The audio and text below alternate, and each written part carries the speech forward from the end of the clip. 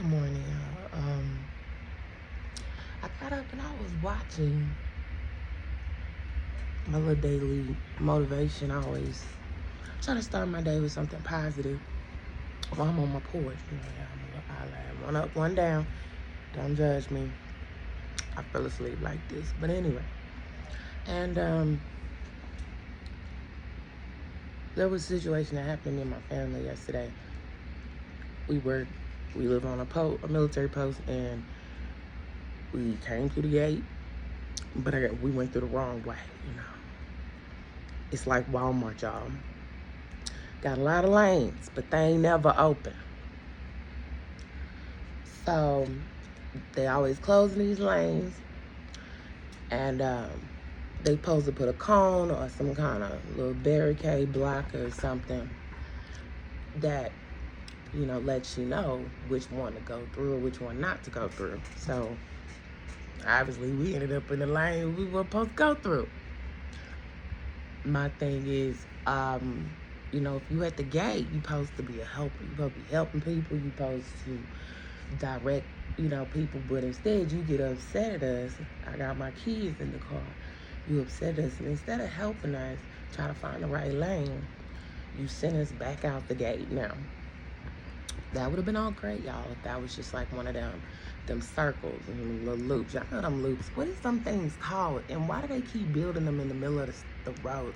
Like, why do we gotta just go straight and all of a sudden hit a curve and go straight again? Why couldn't they just make the road straight? But anyway, as I digress, because I had a moments, I be having them squirrel moments, and then I be forgetting what I be talking about.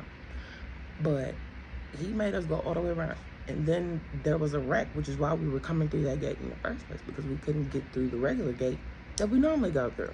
So he made us go back out. We had to wait 20 minutes. Let me tell y'all about Betsy. Betsy, my car, okay? But Betsy, when she ain't running, y'all, she ain't blowing air, okay? She got to be cruising on the highway for the air to kick in good.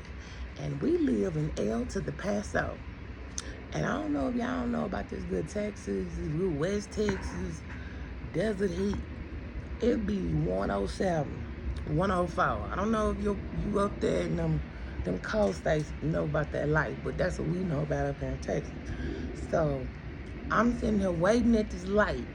This air barely blowing. It's just barely chugging. We had to wait 20 minutes because it's a wreck.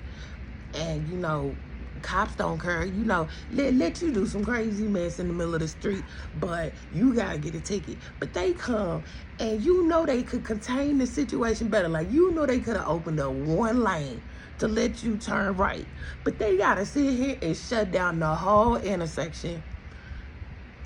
Y'all know what I be talking about. Y'all seen that wreck that they could just put it to the side. They could have let us through, but now they just want to be a butthole today, right? Okay. So it was like that kind of wreck. So we're waiting there 20 minutes trying to get back around. We still can't get to the original gate, so we have to go back around to that same gate, pull up there, and then they started laughing at us, like laughing at my family and stuff like that. Like, man, I got all of they badges and everything. That's just beside the point. But the whole point I'm saying with this is I had an opportunity. And, parents, we got to think about this. My kids was in the car. And I don't know about you, but my kids think I'm their hero. I don't think that. I think I'm a work in progress every day. I'm trying to be a whole Christian, but Portia will cuss you out. Portia will have some words, if you push her, But that's not my ultimate goal, is to be cussing people out. But you know how you got to use some adjectives sometimes to get people to understand what you're saying, because you know how they is, But if you don't know, then I guess you keep on living and you'll see them.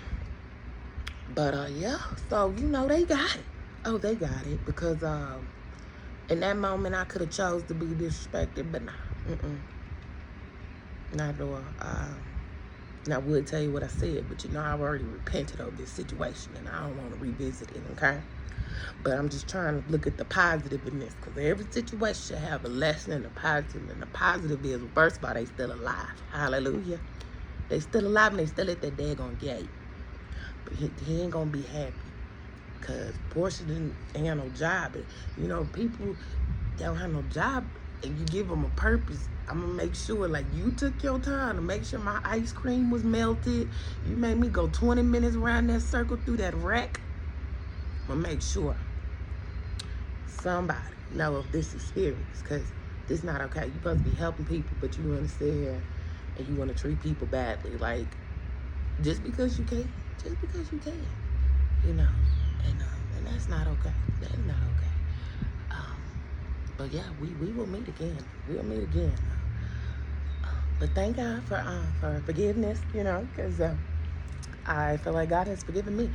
And I also feel like God gave me some of those words and he needed to hear it. So maybe when the next person come through that gate, you won't do that. Don't do them. Because you might meet a me. You might meet another me. I know he didn't leave feeling great about himself. Okay?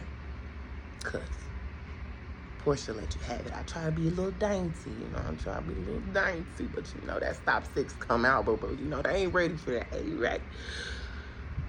He working on me, y'all. God working on me.